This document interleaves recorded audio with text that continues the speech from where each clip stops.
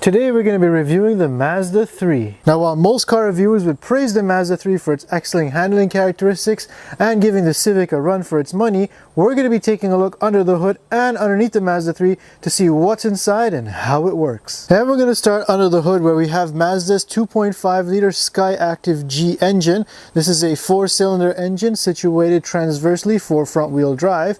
Now, unfortunately, this one does not have the turbocharger, but there is an option for you to get one on a Mazda 3. Now on the driver's side underneath the battery is a traditional 6-speed automatic transmission. Taking a quick look at the layout of things under this engine here, we have the windshield washer and coolant jugs off to the side here.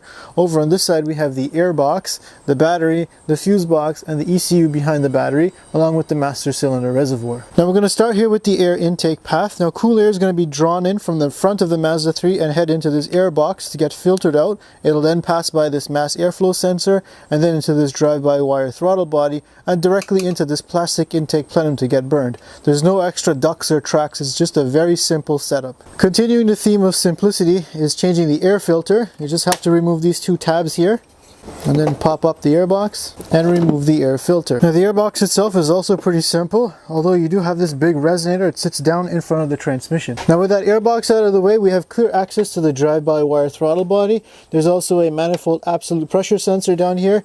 Now this plenum does not have any extra flaps or actuators for tumble flow control the way other vehicles do. Next we'll take a look at the fuel system on the Mazda 3, and things are pretty simple. Although this is a direct injected engine, we have the fuel line that's going to bring fuel into this direct injection pump. This is going to be the high pressure pump that's driven off of the exhaust camshaft over here to pressurize the fuel. It'll then go down over here to the fuel rail underneath the air intake plenum. Now underneath that intake plenum we have the 4 injectors that are going to inject fuel directly into the combustion chamber. You can see a piece of the rail on the side here, as well as the fuel pressure sensor. Now of course the downside to direct injection only is that you could potentially deal with carbon buildup issues on your intake valves. If you did have port injection, you would see port injectors right on the top here. Taking a look at the top of the Mazda 3's engine, we have a plastic valve cover here. There are 4 ignition coils on the top here for easy access to the spark plugs when you do need to change them out. At the top here we have the purge valve for the evap system and a small little oil collector before it goes back down to the intake to get recycled. Now the top of the engine here we do have the filler cap. Now this does take 0W 20 weight oil, and we have the dipstick located right at the top here. Taking a look at the underbody of the Mazda 3, things are fairly flat throughout. There's a good use of plastics underneath here to smoothen out aerodynamics and to help prevent salt water from splashing up on components, rusting them out. Now at least you don't have to take off the whole cover underneath here when you're doing an oil change. There's just this little access panel here that you remove, and in this case it's missing, and that gives you access to your oil filter and your drain plug, unlike say a Nissan or a Volkswagen where you got to take off the whole thing. This cover is not even made of plastic, it's just a really thin sheet of metal coated with some furry stuff. Now with that undercover removed, we have clear access to the engine on the passenger side and the transmission on the driver's side.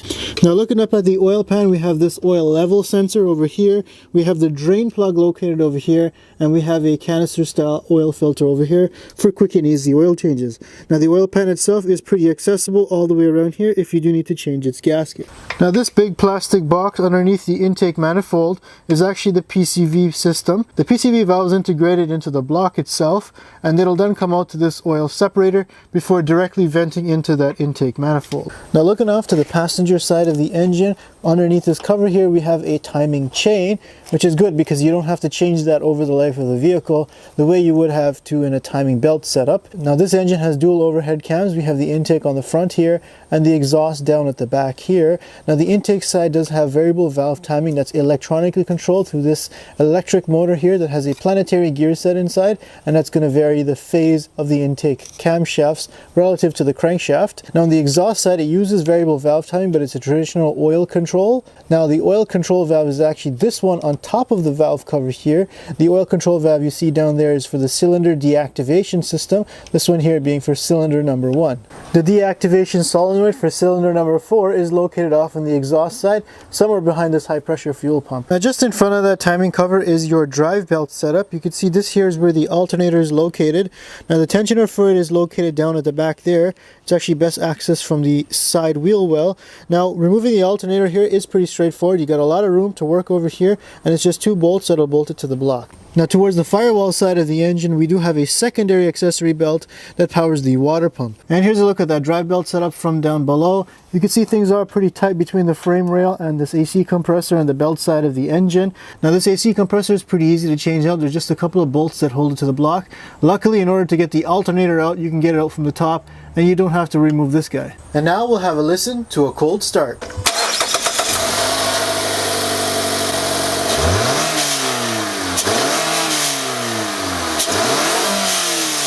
Now one thing about Mazda engines is that they're not really well refined. Have a listen to that direct injection pump. You really hear that clicking sound going back and forth, which can get pretty annoying. Now the Mazda 3's got 3 engine mounts. We have the first mount over here on the passenger side. The second one over here is on the driver's side underneath the battery that connects the transmission to the subframe. Now the third engine mount is located underneath here right at the bell housing of the engine and the transmission, and it'll tie it to the subframe. Now this engine mount kind of looks soggy. I wonder if it's a hydraulic bushing. Taking a look at the transmission on the Mazda 3, it's amazing that they're still using a regular 6-speed automatic transmission. Most other manufacturers like the Corolla and Civic have gone to a CVT, while other manufacturers still use like an 8-speed or a 9-speed transmission. Kudos to Mazda for sticking to the tried and true 6-speed. Now the main feature of the 6-speed transmission is actually down here. Once you remove this bolt, you have access to a real dipstick, which is good because you can check your transmission fluid without any fancy scan tools or having to rely on a dirty overfill plug. Now also traditional is the shifter. It uses a regular cable to change your gears from park reverse to neutral and drive.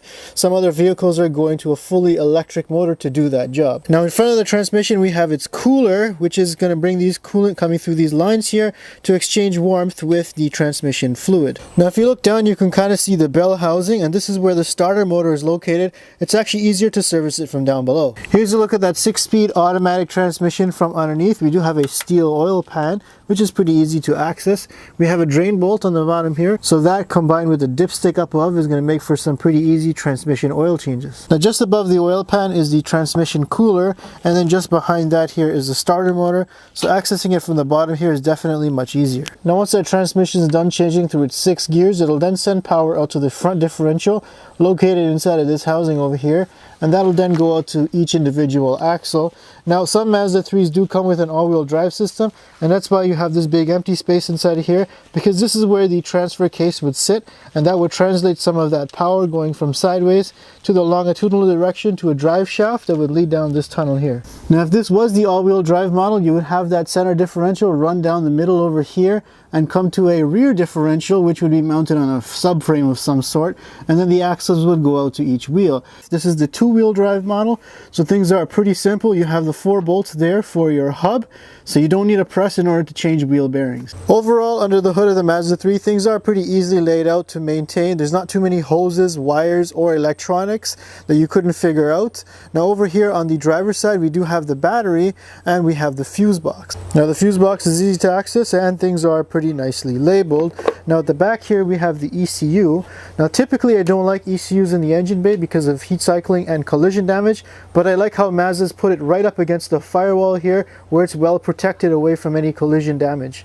That's a pretty good idea, yet it still maintains a nice short wiring harness to the engine. Now looking at the subframe structure under the Mazda 3, things are very traditional here with a stamped steel subframe, and it's a fully boxed in frame that goes all the way up to the front of the vehicle and even includes this metal cross tie underneath the radiator support, which is good because most vehicles subframes just pretty much end at the control arms and the rest is just left hanging. Now looking at the front suspension from underneath, we do have these steel knuckles here, and you can see the bolts here for a bolt-on hub, which means that if you've got to change front bearings, you don't need a press to change it out. However, the ball joint is a pressed-in style design that presses into the stamped steel lower control arm. Now changing control arms in the Mazda 3 is pretty straightforward. You do have one bolt at the back there.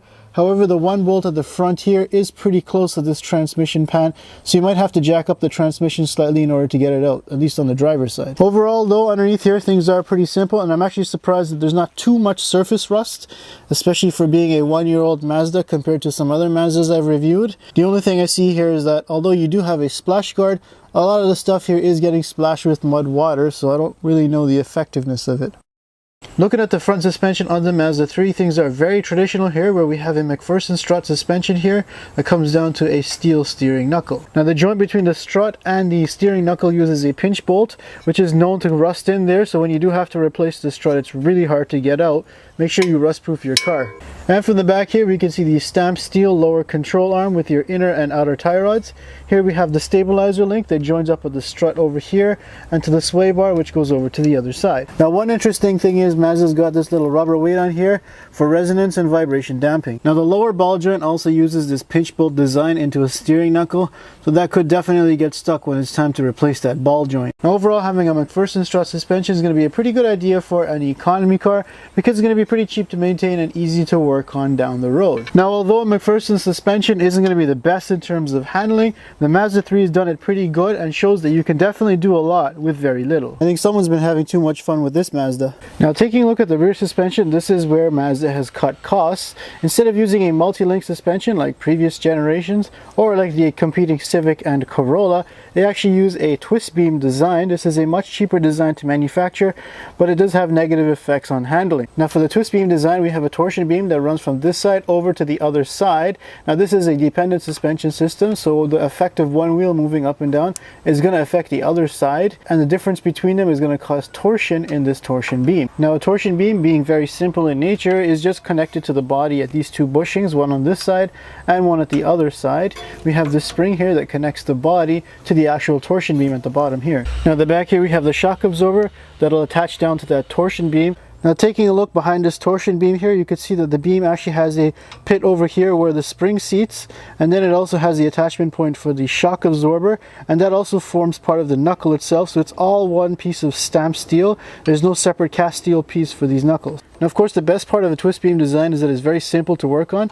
To replace shocks on this, you just have one bolt at the bottom there, and then two bolts up at the top there that you remove. If you want to change out springs to lower your car, you just have to remove that shock, and the spring should just jump right out at you. The other thing about this is things are not going to wear out nearly as fast. You don't have extra links and arms that have different bushings and ball joints on them that are going to wear out. You just have these two bushings over here that don't really see too much stress because this whole arm just pivots up and down. Now obviously the biggest downside to having this twist beam design is that you don't get good wheel control and therefore handling. And when the suspension articulates up and down, you don't get the desired change in camber angle as you would with an independent rear suspension. Now that twist beam design is also going to give you a lot more space back here to put other things like a hybrid battery or a fuel tank, and you don't even need a subframe for it. It just bolts directly to the frame. Now overall, I do have to ding Mazda for having this twist beam design, especially that its competitors Civic and Corolla do have an independent rear suspension, and the fact that this platform already comes with a multi-link suspension in the form of the Mazda CX-5. Now the Mazda 3 still uses this twist beam design even on the all-wheel drive model. Now one other thing that's missing is a rear sway bar. Obviously you won't have that on a rear torsion beam because the torsion beam itself kind of acts like a sway bar. Now there's no arguing that the LED headlights on the Mazda 3 do look pretty sharp. Now if you do have to access it for whatever reason, at least on the driver's side you have clear access to the LED controller at the back here. Now everything else is LED, so they shouldn't really burn out. Unfortunately though, on the passenger side, things are a little bit more difficult to access with the windshield washer tank and coolant tank in the way. Taking a look at the Mazda 3's exhaust system, now this is not the turbocharged model, but it does have a spiral jumble of a manifold. So in fact, all four cylinders here have to come out, then make a spiral through the catalytic converter before going down to that flex pipe. And here's a look at that mumble jumble of exhaust from underneath here as it leads into that flex pipe. It'll then get sent down to the second two-way catalytic converter underneath here, and then out back to the tailpipe. Now that exhaust is then going to travel to the back here around the rear torsion beam and into this transversely mounted muffler. Now that muffler has dual outlets on either side. Now there's no fake exhaust tips. There's actually cutouts in the bumper to allow a proper tip to come through. And now we'll have a listen to the exhaust.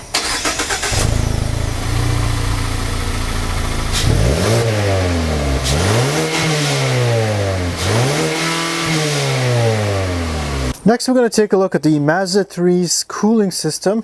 Things are again pretty straightforward for the most part. We start here at the coolant overflow jug. located off to the side here. It's going to bring coolant inside of this radiator located at the front here. The upper radiator hose is then going to bring coolant down across this way to this junction inside of here. Unfortunately, once the coolant gets inside of this junction box, things are going to get a little complicated. Instead of using a traditional mechanical thermostat, Mazda is using a electronic cooling valve, which is going to use temperature sensors and an actual motor inside of here to allow or restrict the flow of coolant depending on its temperature. Now this valve, we've also got lines that tee off and go to the heater core, the transmission cooler down below, as well as the lower radiator hose. Now the lower radiator hose is going to come from that junction down over here and connect over here on this side of the radiator. And then of course we have the water pump, which is belt driven off of the crank here on the front side of the engine. Now accessing this is going to be a little tight because you have the frame rail right up against it. Now looking up through the splash guard, you can see we've got the water pump up at the top there that's driven off of the crank shaft. Of course, because this frame rail in the way, getting at those water pump bolts is going to be a little tricky even though you have this side cover off. Now the interesting thing is this belt here is actually a stretch type belt. There's no tensioner on here. The instruction manual actually says that you have to take your brother's old sock here, squeeze it in between here, and then when you rotate the crank, the rag is going to allow that belt to peel off and peel back on. Now one good thing about Mazda's big front overhang design is that you don't have to remove this whole entire front bumper assembly. Once you remove the cooling fan assembly, this radiator will just pull right out. Now the front here, Mazda is kind of cheating by trying to get away with a single electric cooling fan, slightly off on the driver's side.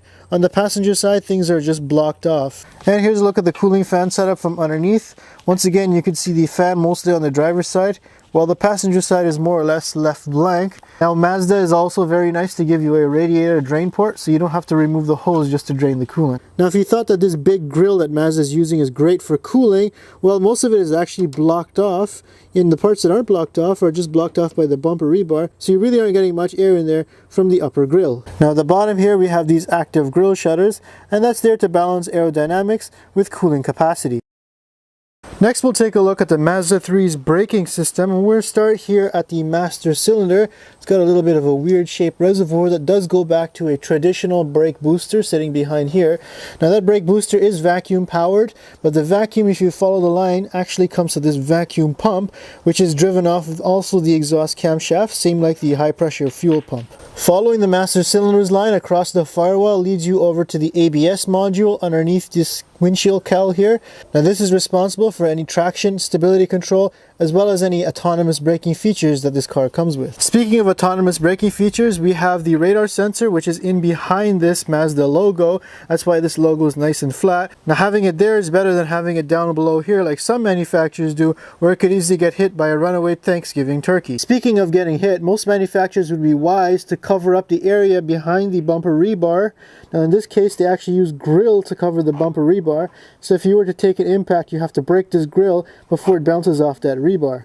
Now taking a look at the front brakes on the Mazda 3, things are very traditional here, where we have a single piston floating caliper here on a disc rotor. Now these brakes are kind of small, but after all, this is an economy car. Taking a look at the Mazda 3's rear brake setup, we have a floating caliper design at the back here with a disc rotor. Now there's no drum inside of here. In fact, the parking brake is electrically actuated through this little actuator over here, which is going to squeeze these pads together to lock this disc up. The rear caliper on here is actually at a weird angle. Most vehicles either put it in the front or in the back here, but the Mazda's chosen to go at a 45-degree upward over here. Now looking under the Mazda 3 here at the fuel tank, it is covered over here. It is made of plastic, and because this is not the all-wheel drive model, there is no center drive shaft running down here, which means that this tank is just one big flat piece. Now if you follow these lines coming from the fuel tank, the evap canister is located behind the right rear wheel well. Now luckily, accessing the low pressure fuel pump and the filter is pretty easy with this access panel just below the rear seat. And overall though, I'm pretty impressed that almost every surface underneath the Mazda 3 is fully covered, with the exception of this part just above the torsion beam. I wonder if it's Mazda's bad reputation for rust that they're trying to hide something. It's interesting how aerodynamics are even shaping the way the exhaust system is now. This muffler is basically a rectangle instead of a normal oval kind of shape that it has. They've even got an arrow piece on the bottom here near the back bumper where there's just wasted space. Now in terms of build quality, I think Mazda's done a pretty good job in the interior, choosing a lot of higher quality materials, especially considering this vehicle's class.